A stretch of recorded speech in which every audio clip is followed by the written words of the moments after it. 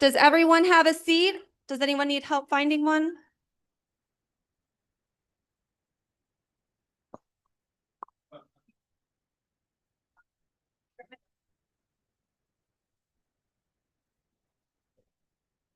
Yeah. Okay.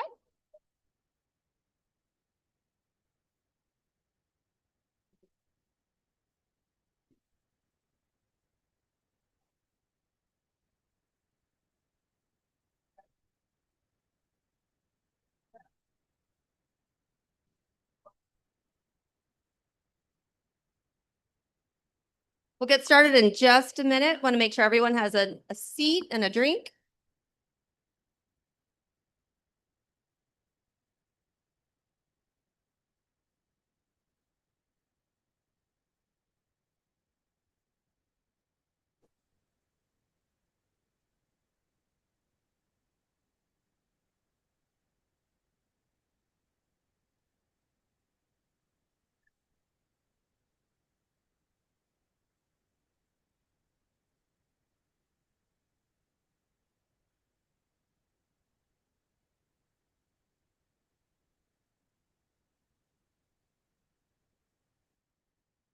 All right, it looks like everyone officially has a seat, so we're going to go ahead and get started. It is my honor today to thank you so much for joining us at the first ever sold out Sunday Morning Cafe, a place for adults of all ages to reset, connect deeply, and build resilience. Thank you so much for being here. My name is Abby Richter, and I have had the honor of working with Dr. Tom Wagner as he has brought his vision to life. I'm so happy you're here today. I have just a few housekeeping items, and then we're going to bring Dr. Tom up. So first of all, the bathroom is located right around the bar.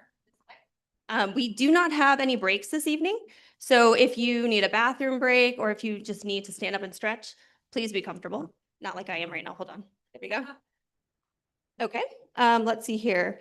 The appetizers were made with great care. Sylvia made the appetizers on the wood platter. She's a friend of Sunday Morning Cafe. And the fruit items and the tofu skewers are gluten-free if you're gluten-free. Let's see here. Dr. Tom's wife, Lisa, made the lumpia or Filipino egg rolls according to her mother's family recipe. And the focaccia and hefe appetizers were made by Dr. Tom Wagner himself, who has a passion for cooking he learned from his grandmother. Without further ado, I'd like to introduce Dr. Tom Wagner.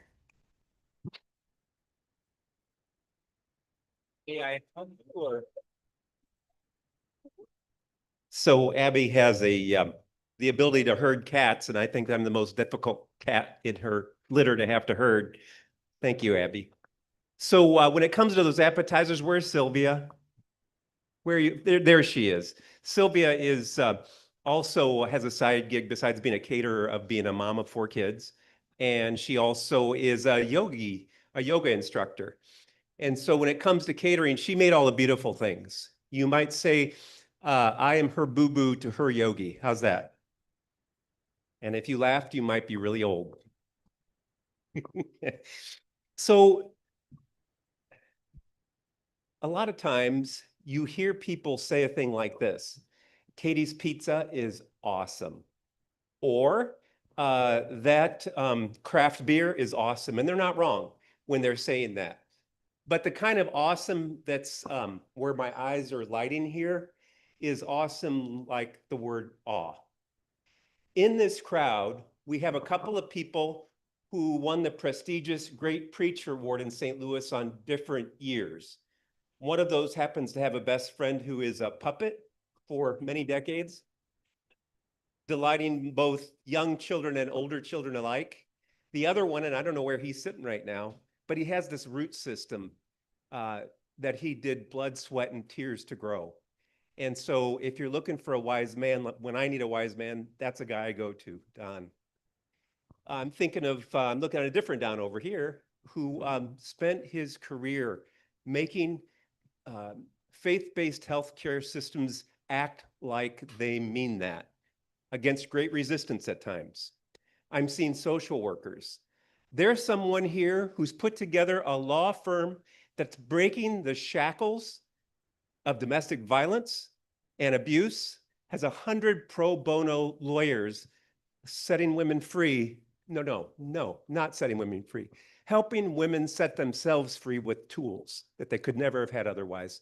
And his wife, Sheila, she's over in East St. Louis with the Joining Hands Project. She's been breaking some shackles too. Those kind of shackles of you can't imagine doing anything when you come from a place where nobody does those things. She's creating mentoring relationships across generations, not here to here, but people in the community with each other, which is my segue to say, I hope that's what we're doing right now.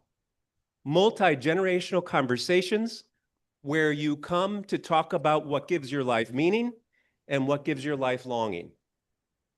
So this is nothing more than you being on my back porch for the last 30 years. Nothing more than you being in my dining room or my living room. Because I learned something about 30 years ago. If you put your intelligence and deep care into your food, guess what happens? People linger. And if they linger long enough over your good food that you put your care into and your intelligence into, next thing you know, chit chat turns into conversation. And then the conversation moves into communication. And what generally happens in my house is somebody will pick up a ukulele or guitar and we'll start to singing. And then you know what happens? Community. People before long, they're singing Country Roads, Take Me Home. And you might not have ever been in a place like this before, but you're home here. That's what we're going to build for each other, is home here, a place where we belong. Multi-generational conversations where we can go to that place. And what place am I talking about? I've been convinced for the balance of my adult life that the things that are deepest within us are the things that are most universal between us. You think our culture could use a little of that? The deep down things that go deeper than the superficial ways we usually talk to each other. The politics that could never hold what we need to hold. To go to that deeper down place. What's deepest in us is what's most universal between us. So now I get to do the most fun thing you're going to experience tonight. I'm just sure of it. Because 2 weeks ago, I went to this place in my neighborhood. You know where I'm talking about, John Harry, where the tree is and the creeks are? Well, there is a musical talent. I think he lived in New York for a while, producing music and putting concerts together. He moved into our neighborhood and decided, where you have a sacred place like that, needs to have a concert. So once a year, we have that concert. And I'm there lined up on my lawn chair, and this woman comes out, and she sings songs that she wrote. And then she began doing covers of other songs that she rewrote and made her own. And I was listening and thinking, that vibe is what I want here. This is what we're about, those deep down things. And so I asked Lynn O'Brien if she'd come, and guess what she said? Yes.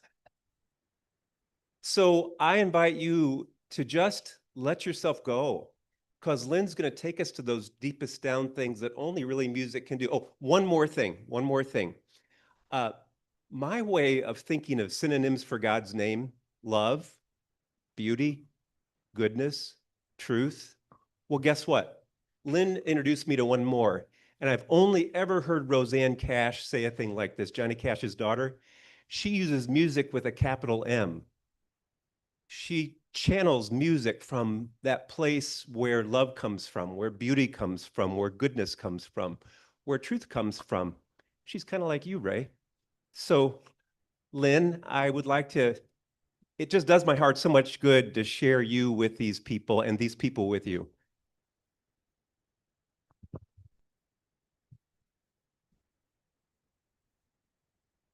Do I turn this off? I'm going to stand next to and switch down like this. Right here. And here's your cards. And this is your one. Of course. Thank you, Tom. Hi, everybody. Can I just say the vibes in here are like as high as the ceiling. You're all so lovely. It's been great to meet some of you so far, and certainly to get to know Tom in the last couple of weeks. I think we are kind of kindred spirits.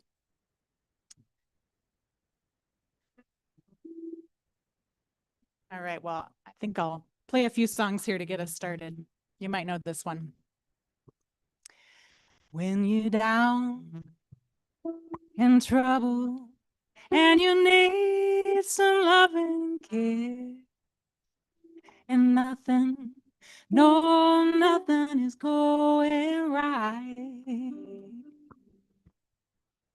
Well, close your eyes and think of me, and soon I will be there to brighten up even your darkest night.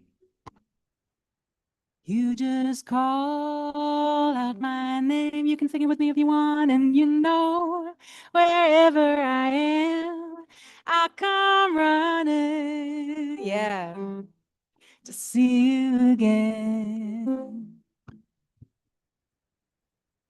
Winter, spring, summer, fall. All you gotta do is call, and I'll be there. Yes, I will. You got a friend. Y'all sing together often? Because this is tight. If the sky above you should turn dark and full of clouds, and that old north wind should begin to blow, well, keep your head together and call my name out loud, and soon you'll hear me knocking upon your door. You just call out my name, and you know wherever I am, I'll come running. Yes, I will, to see you again. Hey, baby, don't you know about winter, spring, summer, or fall? All you gotta do is call, and I'll be there. Yes, I will. You got a friend. You got a friend. Hey, ain't it good to know that you got a friend? When people can be so cold, they'll hurt you and desert you. They'll take your soul if you let them. Oh, now, but don't you let them. You just call out my name, and you know wherever I am, I come running to see you again. Winter, spring, summer, or fall. All you gotta do is call, and I'll be there. Yes, I will. You got a friend. You got a friend. You got a friend. You got a friend. Hey. Thank you. Thank you. All right. Well, you're making this an easy gig for me, folks. All right. Here's an original of mine. It's called Fed by Sunshine.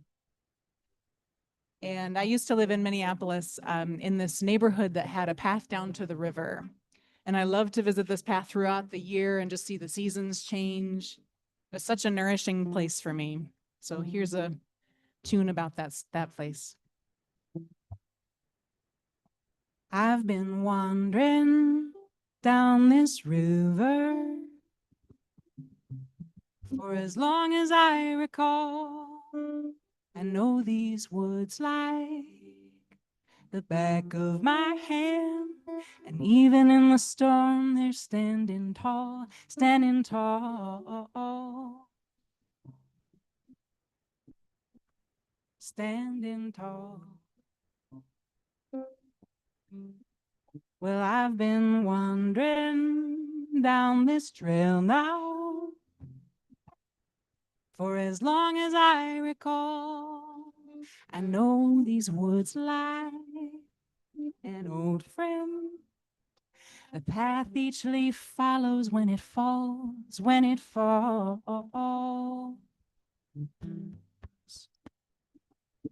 When it falls. Well, I'm fed by sunshine, and I drink the rain. Oh, the nighttime tucks me into bed, and the morning wakes me up again. Ooh,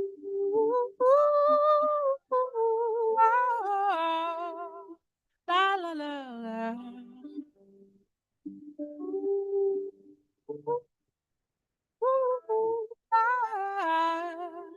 La la la la la da da da da da da na na na na na na na. I've been floating down this river for as long as I recall. I know these woods like the back of my hand. The path each leaf follows when it falls, when it falls. When it falls. Well, I'm fed by sunshine, and I drink the rain. Oh, the nighttime tucks me into bed, and the morning wakes me up again. Well, the nighttime tucks me into bed, and the morning wakes me up again.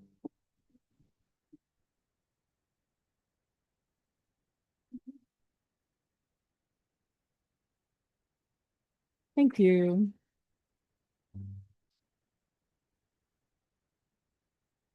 All right. Big thanks to Logan here on the sound, making it all happen for us today. Got one more song for you, and then I'll be back as we weave this program together. This is the tune that Tom mentioned to me when I was playing this set at this little music festival a couple of weeks ago. Over the Rainbow is such a special song for me. So I want to invite you to just take this into your heart. If you want to close your eyes or just take a few minutes to breathe. Life is so thick and our brains are so busy. And this song is one way that I kind of find my way through all that. So here we go. Somewhere over the rainbow, way up high, there's a land that I heard of once in a lullaby.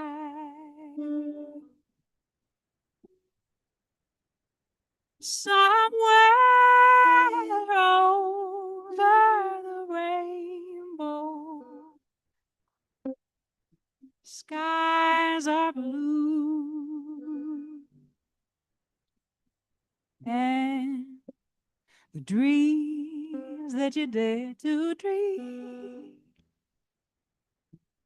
they really do come true. Someday I'll wish upon a star and wake up where the clouds are far behind me. Where troubles melt like lemon drops, or high above the chimney tops. That's where your somewhere over the rainbow, bluebirds fly, birds fly over that rainbow. So why then, oh why can't I?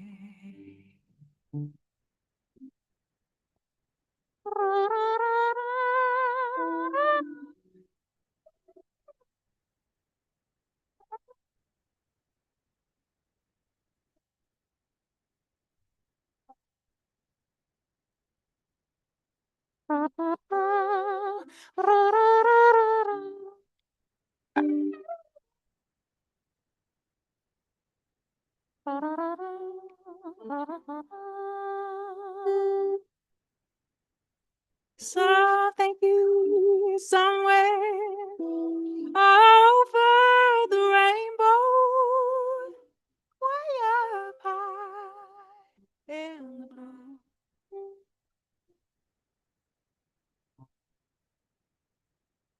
There's a land that I dare to dream of,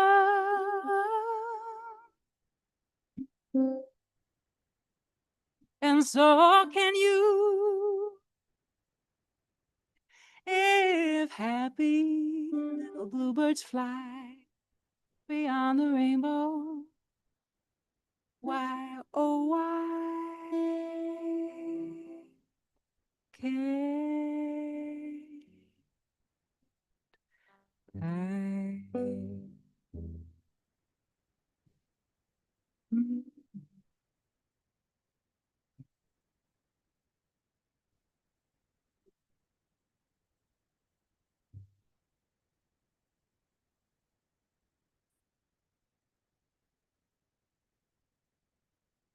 Thank you so much.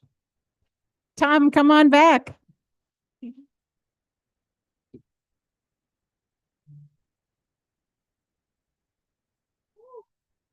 Thanks, Tom. You're so welcome. Yes. Thank you. Right. Yeah.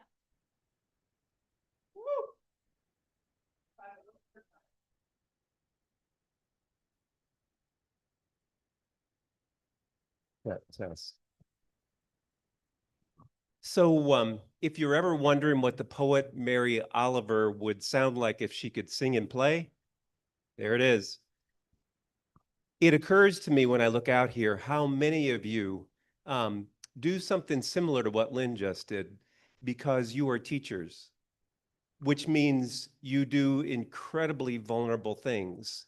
I'm looking at you, Lizzie, with your restorative justice project. Ray, your work in a classroom. You too, Daryl. People who do such a vulnerable thing and they put themselves out there in such a loving, tender way. Lynn just did that.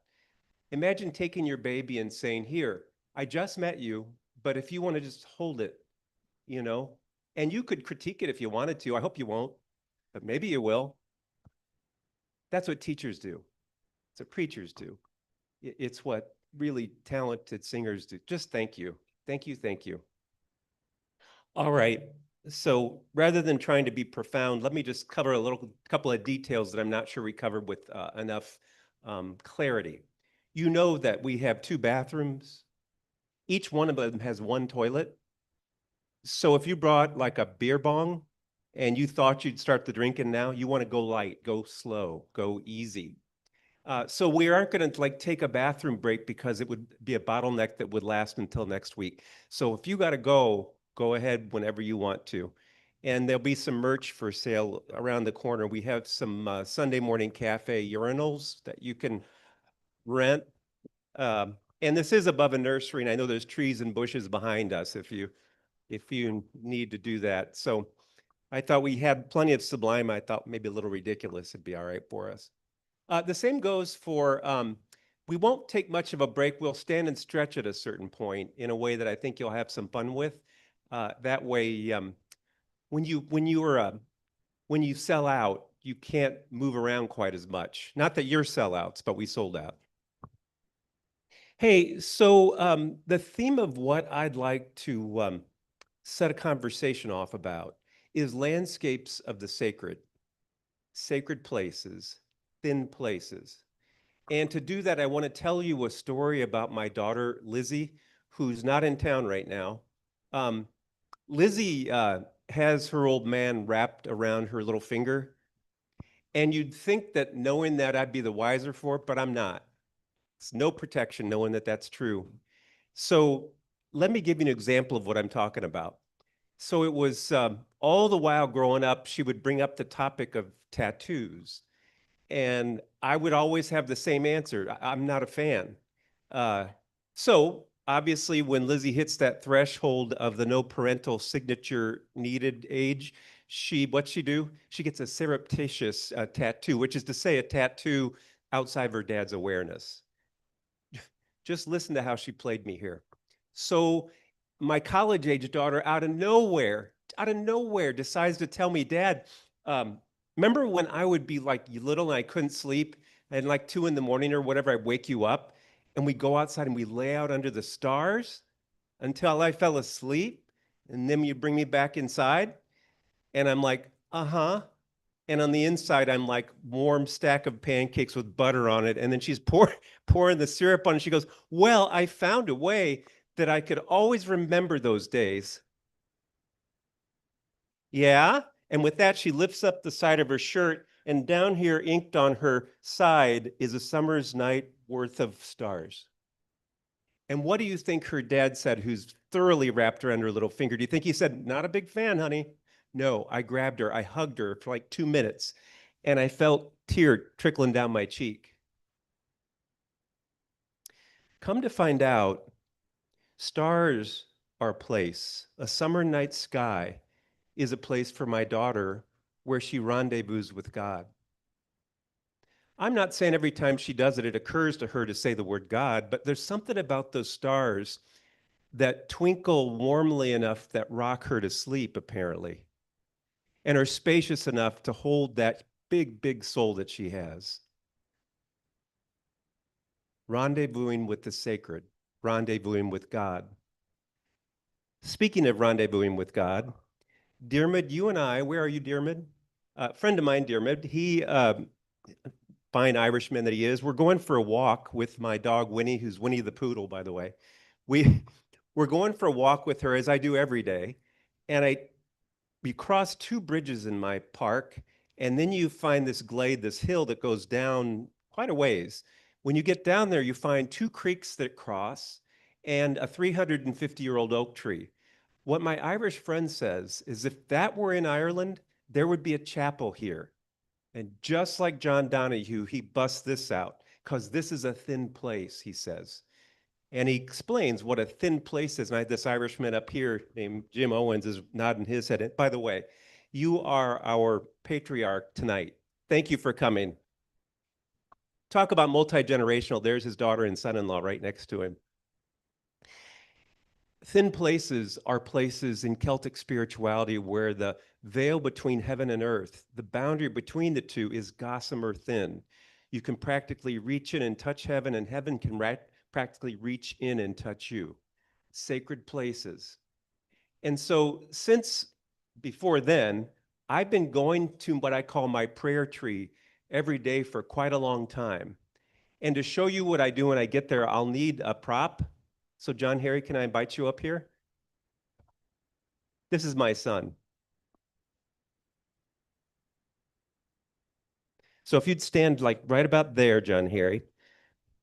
What I'd like you to do is have a look here. And rather than seeing my son, John Harry, I want you to see my oak tree. Because like my oak tree, he's tall. And like my oak tree, he's handsome. And while you're up here and you're looking at this oak tree, an interesting thing happened recently. This oak tree, some years ago, he met this gorgeous, beautiful, tall female oak tree. And 2 Fridays ago, guess what he did? He asked that gorgeous female oak tree to marry him. Stand, Sophie, stand.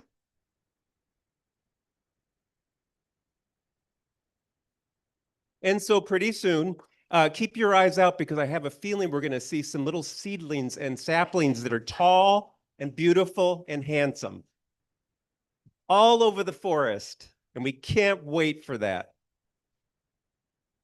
But back to this being my oak tree.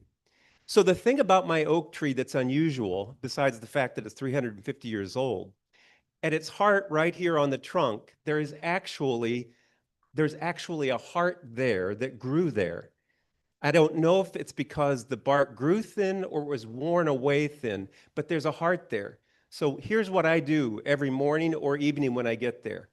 I walk up to my tree where the heart is, and I put my head against the heart, and I put my hand just like that.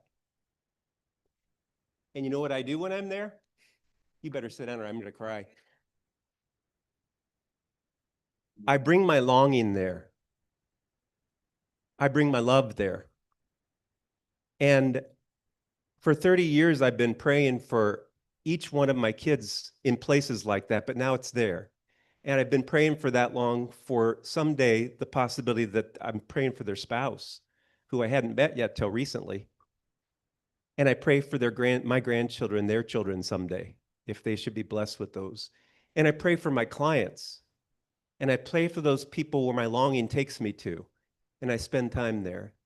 And I pray for things on earth that cause me great longing and great loving. So I spend my time there.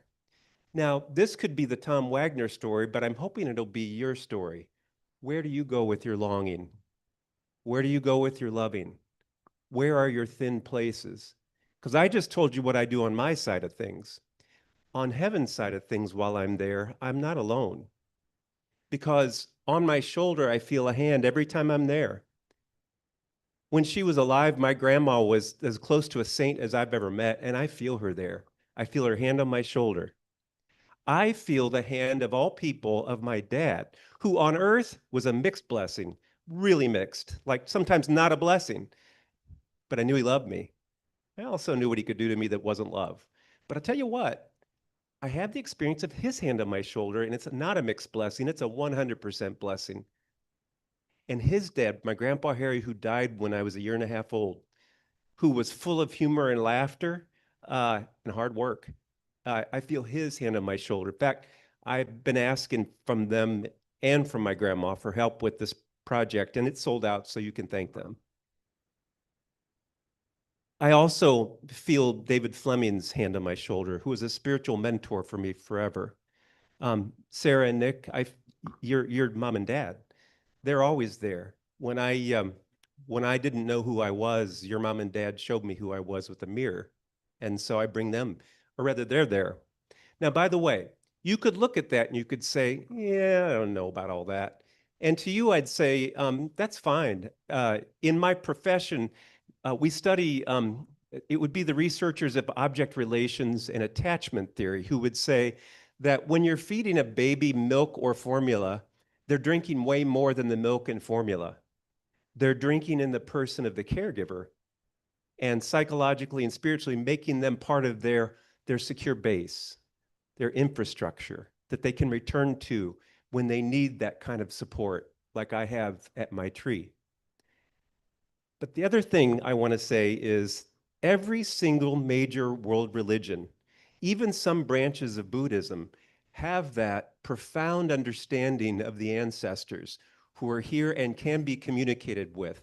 I heard Sister Jean Prejean, you know, the Dead Man Walking sister, that movie is what I'm talking about, where she takes care of the death row inmates. She was interviewed and they said, what's the hardest thing that ever happened? She said, losing my sister, she said, until I realized she's still with me and I still talk to her.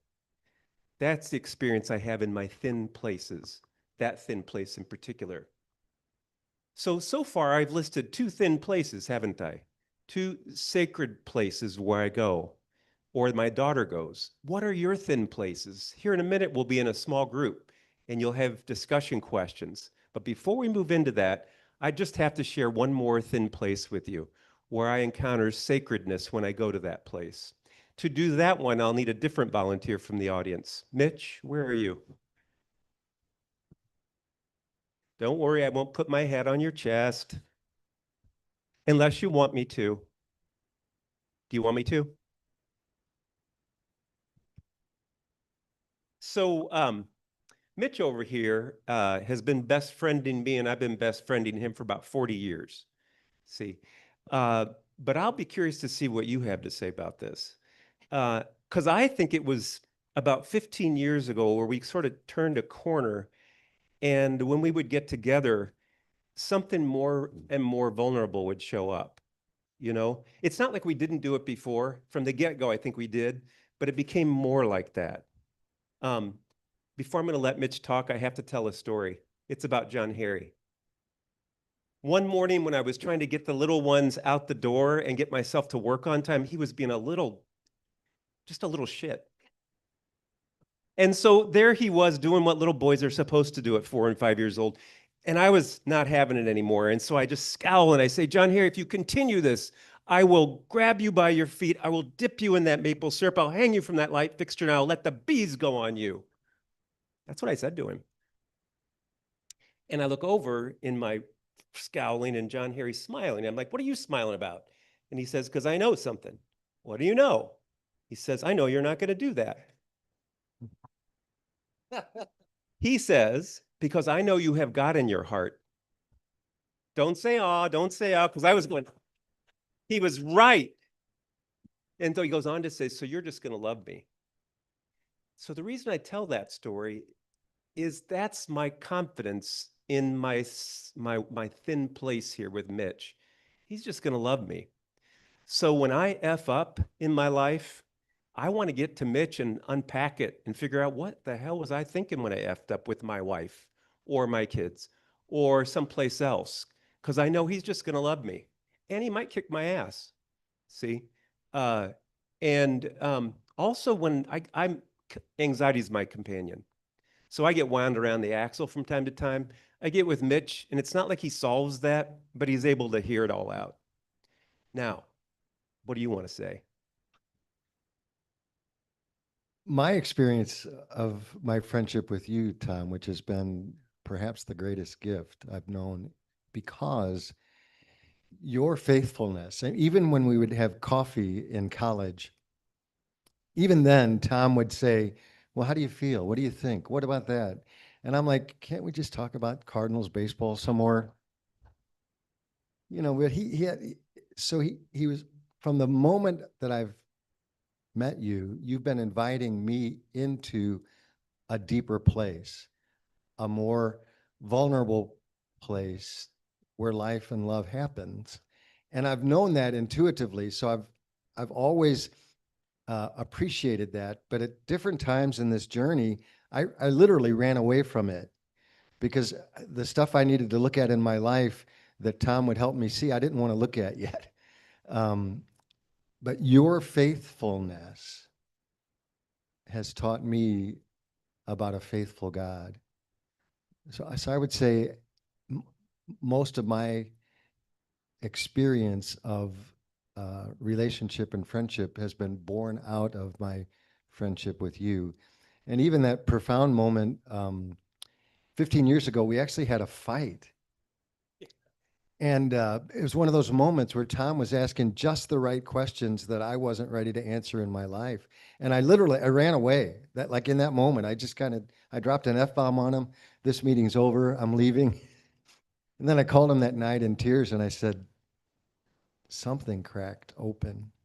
And I got together with him the next day and we explored it some more. And then I got some therapists involved in it. But that faithfulness has meant everything to me. So thank you for your friendship. All right.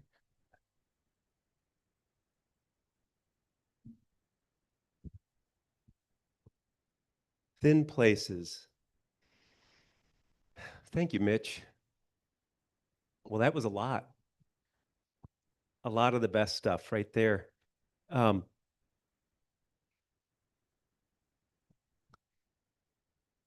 Who are your thin places? Where do you go for this? What you just heard Mitch say, what you heard me say, where do you go? And if you don't go to a place like that, who are candidates for thin places that you could expect more and ask for more? Here's a thing I want to say, and you know what they say in AA and other 12-step groups? Take what's valuable and leave the rest. See, I want to say to you, remember Lizzie, she got a tattoo and she said that delightful phrase, I'll never have to forget about those nights with you? Well, there's a place in the Jewish scriptures where God says, if you're thinking I'd ever forget you, I won't forget you. Because just like my daughter has a tattoo, he says, I've got your name tattooed on my hand. What the mystics and holy people of every major world religion, in fact, people like Mary Oliver, people like John O'Donohue, people like John Wesley from the Protestant tradition, Abraham Heschel from the Jewish tradition, Julian of Norwich, what they all say is this God is not just in love with the human race. This God is in love with you, very specifically. You were tucked right in there into the Big Bang, and it took 13 billion years for you to spit out of it. And God's not going to miss a moment of time with you. Crunchy, munchy, crazy in love with you. G.K. Chesterton puts it like this. It wasn't like God made a world full of daisies. God made one daisy and fell in love with it and had to make another one and fell in love with that one and had to make another and fell in love with that one too. And before long, the world's covered in daisies, no two of them the same.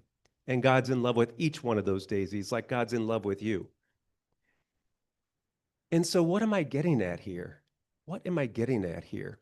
That powerful presence that pulses inside of you that causes you to reach out and appreciate and enjoy beauty is the beauty in you that pulses for you to come out. That powerful presence of love that pulses in you, that pulls you out to do loving, beautiful acts, not acts, loving, beautiful relationships, and to receive those relationships. That is the life of God itself in you. Same with goodness, same with truth, same with music. That's what pulses within you. What am I getting at here? Here's what I'm getting at here. The place where you're sitting right now is holy ground because you're sitting there. You, each one of you is a thin place. Each one of you is a very thin veil between heaven and earth for those who have eyes to see it, who will take the time to see it and experience it. You are a thin place. So Casey Stengel once said about his team, the Murderers Row, you know, like Lou Gehrig, who was it, Babe Ruth, Yogi Berra from St. Louis. He said with players like that, a monkey could coach these guys to win a World Series. Well, that's how I feel about these tables here. I think I could have said about anything. And when we release these small, with the quality of people who are here and the reflection that you have, I'm really excited about getting out of your way so you can talk to each other. Here's a really exciting thing too. Jane and Ginger, where are you sitting? Do you mind? Katie, where are you? I met Katie here. Yeah, no, well, yes, that Katie, but it's a Katie who is a person who's my daughter's age. Oh, I'm sorry, I'm embarrassing her. Over here, thank you, Katie, and Mitchell. See, and John Harry, Sophie, what I love about you coming here is the risk that it takes to come, because frequently people with my hair color have got something to teach you and to guide you without so much as listening carefully to you. In the 4th century, it was Benedict of Nursia. He founded the Benedictine order, the first monastic order, and he made round tables to govern it.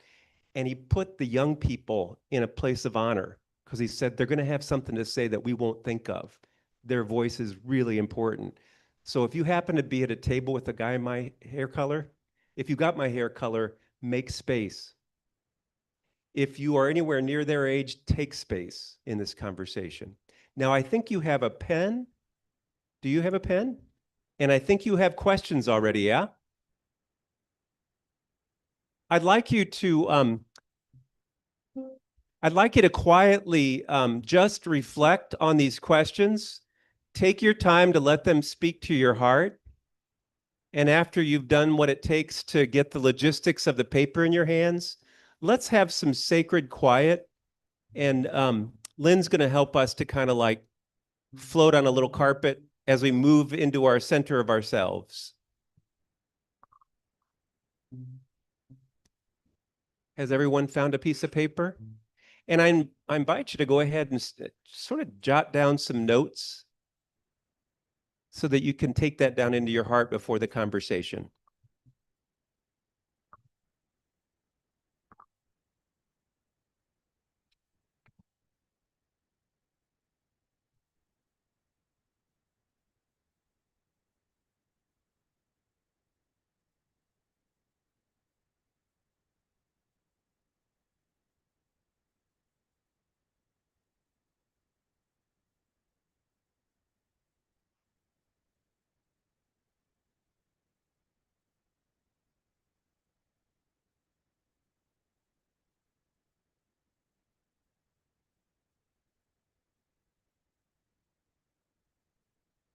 And those of you who've joined us from Philadelphia, Seattle, Chicago, Wisconsin, on our live stream, this will be the time when the questions come your way, and then we're going to fade out to leave you in conversation with those people you love at home. Thank you for joining up with us. Oh, and Africa too. I didn't know that. All right. Did we sell out Africa too? Well, I guess we kind of did years ago, but that's not good, Tom.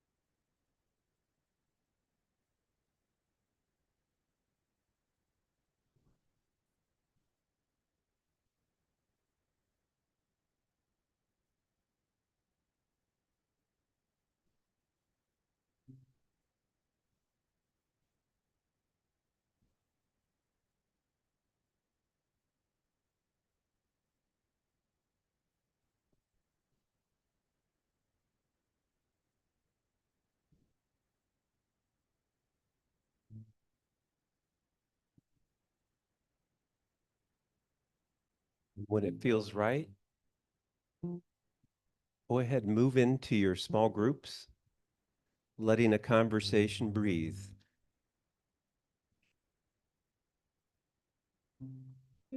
And hopefully a conversation that moves into communication and then into community. Will you be brave enough to risk going to those deepest down places where we're most universally connected?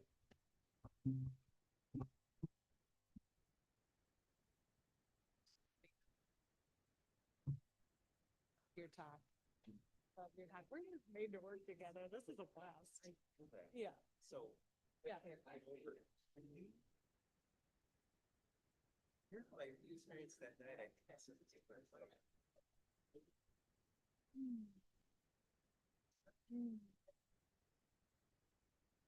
And you do it too. Well, Like,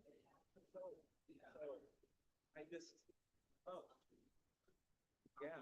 You know, from my,